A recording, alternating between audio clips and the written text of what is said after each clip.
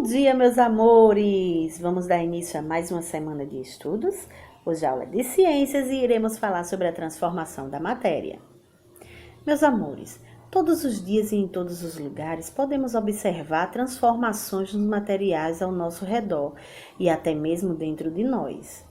A digestão dos alimentos, o amadurecimento das frutas, o cozimento dos alimentos, o enferrujamento do ferro, a queima de um papel, a efervescência de um ácido, de um antiácido e o derretimento do gelo.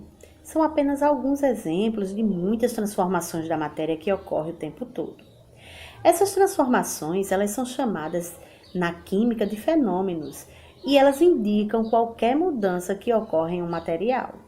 Não precisa ser algo extraordinário e nem mesmo visível a olho nu, pois podem ocorrer mudanças microscópicas, aquelas que a gente não consegue observar só com auxílio de um aparelho chamado microscópio.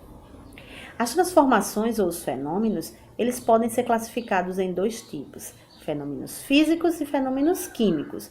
Nos fenômenos físicos, não alteram a constituição da matéria.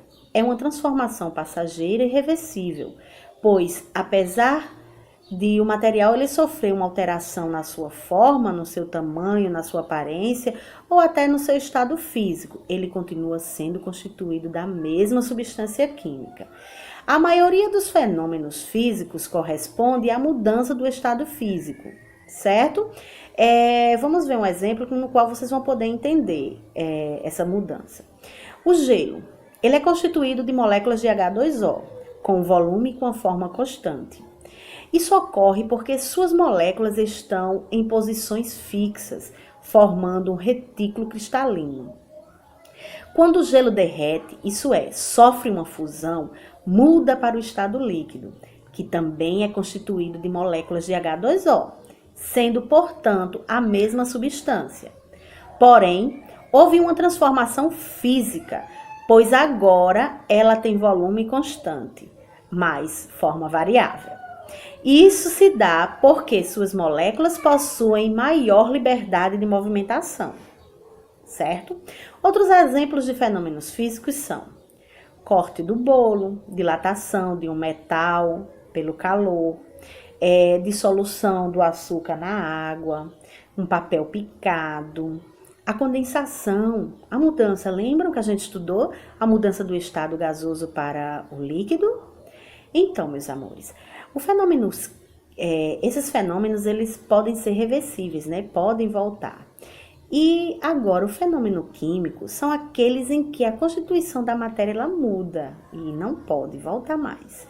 Elas são consideradas permanentes e irreversíveis. O material ou os materiais presentes no sistema inicial, eles vão ser transformados em outra substância ou em outras substâncias, né? Por exemplo, quando fritamos o ovo, a sua aparência, a sua cor, a dureza, a densidade e outras características que são percebidas a olho nu, elas mudam. E isso é consequência da transformação dos materiais presentes no ovo cru. Grande parte das transformações químicas, elas podem ser percebidas visualmente. A formação de uma nova substância, ela pode ser identificada pelos seguintes fenômenos: alteração da cor, o surgimento de uma chama ou uma luminosidade, a efervescência, que é a liberação do gás, e também a formação de um sólido, certo, meus amores? Entretanto, a ausência desses sinais não significa que não ocorreu uma transformação química, certo? Pois algumas ocorrem sem que haja mudança perceptível, aquelas que a gente pode perceber entre o seu estado inicial e o seu estado final, tá, meus amores? Para se ter certeza de que ocorreu a transformação química, é necessário isolar os materiais obtidos e verificar suas propriedades específicas, como também a sua densidade, o seu ponto de ebulição e fusão, também a sua solubilidade, entre outras, tá, meus amores? O fenômeno químico, eles também são denominados de reações químicas, pois as mudanças iniciais, denominadas de reagentes, elas são quebradas e seus átomos eles se rearranjam em novas moléculas, que são denominadas de produtos, certo?